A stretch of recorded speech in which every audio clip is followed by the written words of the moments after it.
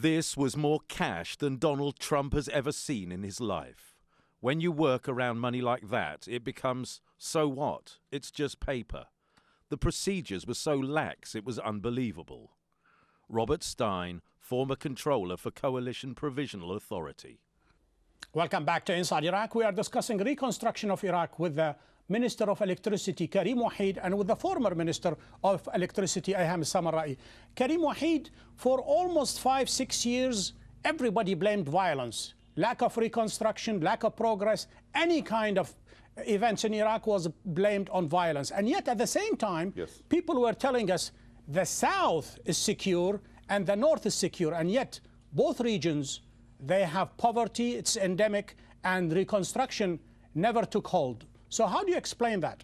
In 2006, the violence was increased. The degree of violence increased, and about 18,000 transmission lines have been subjected to... And I'm here not talking just about electricity. I'm talking about infrastructure, hospitals, schools, oil production, agriculture. I'm giving you an example.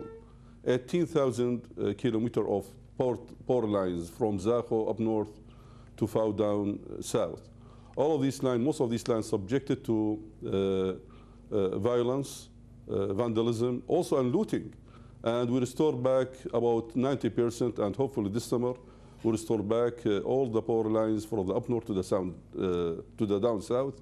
And since June 2008 till now, we haven't got any blackout in the system because we restore back all the most of the power lines. It is strange you would say that, Karim Wahid, but yet there are reports that even in the north, Ayham Samarra'i, in Sulaimania, in Erbil, in Dhok, people are not having 24 hours a day electricity. No. They're not even having 12. Some of them, they are having 4 and 6, Ayham Samarra'i. So if the south was beset by violence, how do you explain that in the north?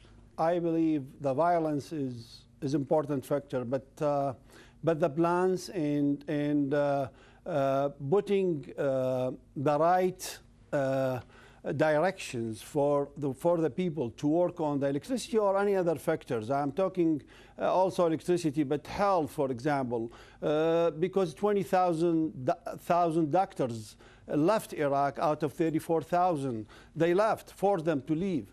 There is a lot. The problem of the water. Until now, we don't have a clear drinkable water until this minute for almost except 30% of the populations. So electricity will be no different than the others. Between the corruptions and wrong and not the right planning for what they are doing in Iraq right now, we will not have electricity in all Iraq.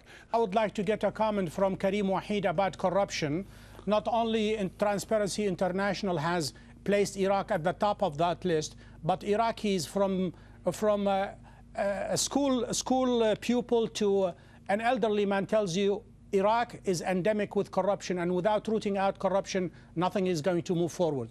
Before giving any comment on the corruption, in this sector and also in other sectors, since June 2008 till now, look, the electricity was reflecting the security not only in this sector, also in other sectors as well, because electricity power lines covers for the whole Iraq from the up north to the down south. That means it gives indications what are the status of the security in every part in the country. That means now the security is much better. But I just told you, Mr. Karim Wahid, in the north, in Kurdistan, since 1991, they had no violence and pretty much an independent country, and yet electricity production and usage is there, perhaps a maximum between 4 to 6 hours a day. Since 1994, when you restore back the destructed and damages of the power sector in 1990 to 1994. In 1994, 1995, we have lack of and shortage of the spare parts because of the sanction imposed on Iraq. And when Dr. Ayham was the minister in 2003, he signed about 7 contracts. Now all of these contracts, or most of these contracts, we revised the contracts, we revised the execution. Now most of these contracts hopefully Why is that? Commissioned hopefully this year. So now the situation is much better than before. Now we hopefully this month, this year, we will. Let me see if Ayham Samarrai shares your hope. Ayham Samarrai, go ahead. If you are not going to, in any plan, anything, if it is electricity or health or water, if you don't have time and you don't have a plan and you don't have money, you cannot succeed. Okay, so if we have United States with Iraq side by side, working with all the technology and putting a lot of money to push all the sectors ahead. They couldn't succeed in 6 years. I mean, in 6 years, Karim, Dr. Karim, he's saying that we are reaching 5,200 megawatts. That begs the question. So, hold on just a second. In 1991, immediately after the end of the war, the former regime, Saddam Hussein's regime, was able pretty much to rebuild all the destroyed bridges, most of the hospitals, a lot of the infrastructures was rebuilt, and even the electricity production and usage was brought back to 1990. How was it that a country under sanction was able to do that, and yet, as you say, with the help of the greatest power on earth, the United States, Iraq is not moving forward? Simple. The people are there. The people who build it, the people who maintain it over the years, they've been there. That is one explanation. This is one. That is one. Second, the stability of the government. The stability in Iraq. There is already political stability in all Iraq. There is a one government running the show. Now we have too many parties running the show as a government. Let me see if I get a final answer and final comment from Karim Wahid. Too many cooks, they spoil the cooking. Would you agree with that? Now, after launching the international compact in 2006, and after the tour of the Prime Minister and his government in too many countries, encouraging those countries to rebuild the infrastructure in Iraq. Now the situation much better than before, in particular when the security now is better since, as I said, since mid of last year till now. Now some of the companies now in Iraq working, and most of the companies intend to work in Iraq in order to participate in rebuilding the infrastructure. Now the situation is much better. For the last 3 years is very difficult. We have, very difficult time. We lost about 1,200 people killed, kidnapped, and only in the sector. What about the other sectors as well? Therefore, before you answer about other sectors, Ayham Samarrai just said something very important, and that is, without reconciliation, nothing is going to happen in Iraq. Without the return of the technocrats, al-Maliki just extended an olive branch, but his partners in the coalition, at Tayyar al-Sadri as well as the Supreme Council, pretty much they told him, no return for the Ba'athists. Well, this is a major problem we have it in Iraq right now.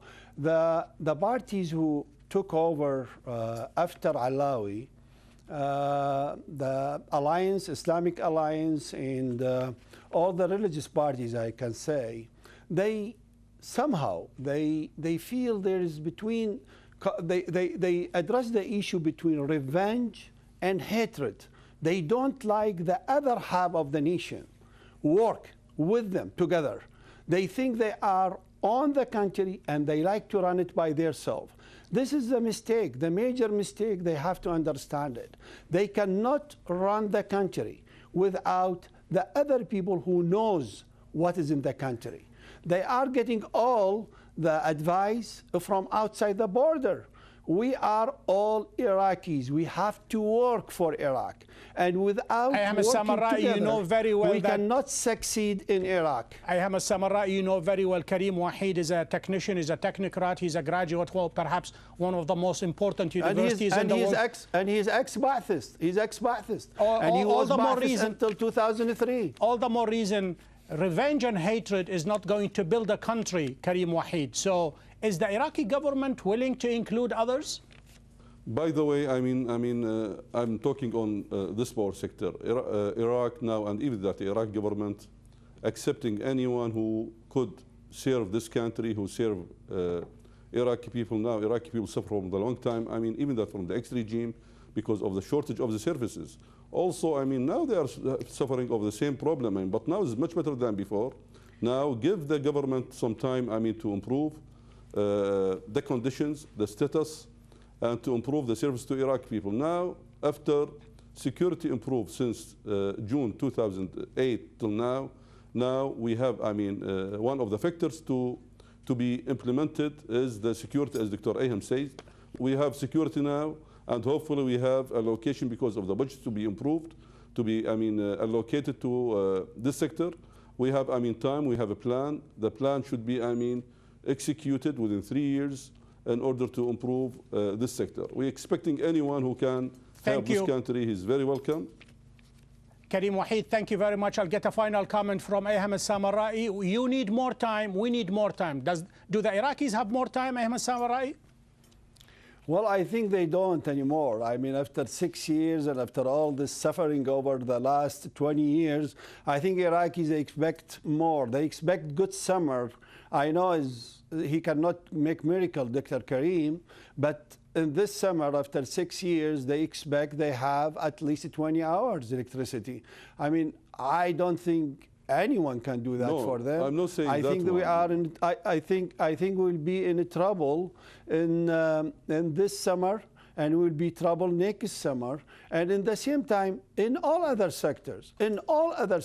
We cannot do any progress unless we have a political solutions. This is the key for Iraq future. Ayham al-Samarra'i, Karim Wahid, gentlemen, thank you for being guests on Inside Iraq. Thank you. Thank you.